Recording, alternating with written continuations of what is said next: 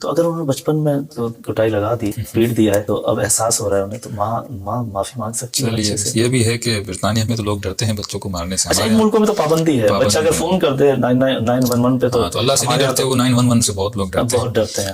تو یہی خوف ہے. لیکن بچے کی بھلائی کے لیے تو آدمی سرزنش کر سکتا ہے. دو سوچیں ہیں جی. معصوم نے اولاد کی زندگی کو 3 حصوں میں بدل، 3 فیزز ہیں اگر انسان اس کو سمجھ لے. ایک فیز ہے اس کا 1 سے 7 سال تک کا، دوسرا ہے 7 سے 14 کا، تیسرا ہے 14 سے 19 سال تک. 1 سے 7 معصوم نے فرمایا یہ بچہ بادشاہ ہے، اس کے نخرے اٹھاؤ، اس کے نخرے اٹھاؤ. کیوں؟ تاکہ اس کے وجود میں کانفیڈنس آئے، جسے ہم اعتماد بنفسی کہتے ہیں. اس میں اعتماد بنفس پڑھے، اسے محبت دو، اسے اچھی چیزیں دکھاؤ. اگر یہ کوئی برا بھی کر رہا ہے تو اس کو سمجھاؤ. اور یہ بات یاد رکھیے، بچے سنتے کم ہیں، دیکھتے زیادہ ہیں. وہ سن کے کچھ نہیں کریں گے، دیکھ کے کریں گے. اگر والد نماز پڑھتا ہے، یہ ناممکن ہے بچہ مصلی کے ساتھ آ کر. کبھی بچہ رکوع میں جا رہا ہوتا ہے، کبھی اس کو پتا نہیں میں کیا کر رہا ہوں، لیکن کبھی رکوع میں دیکھ کے سمجھ رہا ہوتا ہے یہ کوئی اچھا ہی کام ہے. بچے سجدہ نہیں کر سکتے، پورا لیٹ جاتے ہیں، لیکن وہ کر رہے ہوتے ہیں کیونکہ والد کو بچہ دیکھ رہا ہے، ماں کو بچی دیکھ رہی ہے. کچھ یہی فطرت ہے نا، آپ اس کی فطرت کو بناتے جائیں. فطرت الہی تو ہے، لیکن کہیں ہم اس کی فطرت کچھ چیزیں وہ باہر سے دیکھ رہا ہوتا ہے، کچھ چیزیں اسے اندر سے مائل کر رہی ہوتی ہیں. اس کی فطرت کو مسخ بھی ہم کر سکتے ہیں اور نکھار بھی سکتے. سوال یہ ہے کہ آپ نکھار رہے ہیں یا مسخ کر رہے ہیں. تو پہلی بات تو 7 سال تک بچے کو تو بالکل نہ مارا جائے. کبھی بہت بچے ضدی ہوتے ہیں، میں سمجھ سکتا ہوں، بہت ضدی ہوتے ہیں، والدین کو تنگ کرتے ہیں. تو ان بچوں میں کیا ہوتا ہے، ایکسٹرا آرڈنری انرجی ہوتی ہے، بہت کھیلنا چاہتے ہیں. یعنی وہ آپ کہتے ہیں مولانا سوتا ہی نہیں ہے، بس ایکٹیو رہتا ہے، بہت ایکٹیو رہتا ہے. تو سوال یہ ہے کہ آپ اس کی انرجی کو خالی تو کرنے دیں، اس کو کوئی ایسی جگہ دیں جہاں پہ وہ اپنی انرجی خالی کرے. تو اس کے لیے بہترین ہے کچھ بچے کسی اسپورٹ میں ڈال دیں، کسی ایسی کلاس میں ڈال دیں کہ اسے جتنا لڑنا ہے طریقے سے وہ وہاں سے نکال کے تھکا ٹوٹا جب گھر آئے گا تو سو جائے گا.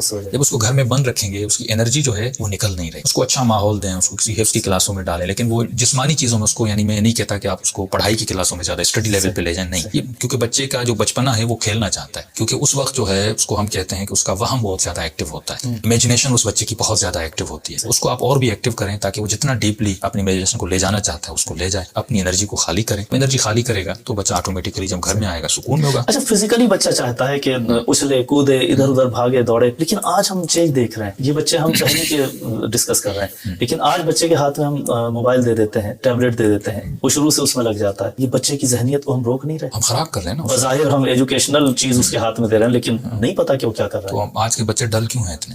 آج کے بچے بہت ڈل، ذہنی تربیت رک گئی، ان کی پرورش رک گئی ہے. تو ان بچوں کو فزیکلی ہمیں زیادہ ایکٹیو کرنا ہے. اس کو آپ بہترین کام اس کو اسپورٹ میں بھیجیں، سیرو فی الارض، زمین میں اس کو سفر کروائیں، اس کو جگہ جگہ لے جائیں، مختلف لوگوں سے ملائیں. لیکن یہ اس دنیا میں، یہ جو باہر کی دنیا، پاکستان ہے، انڈیا ہے، ہمارا ایران ہے، عراق ہے، شام ہے، یہاں تو ٹھیک ہے، باہر بھیجنے میں کوئی اعتراض نہیں ہے.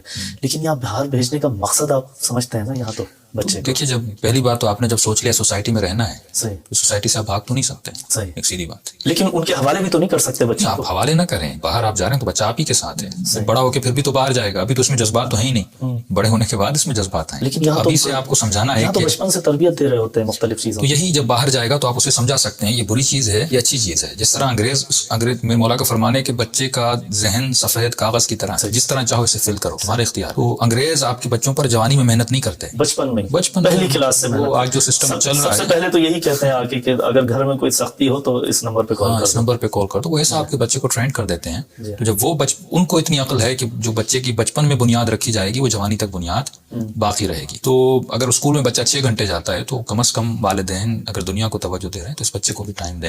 ٹائم کہاں ہے؟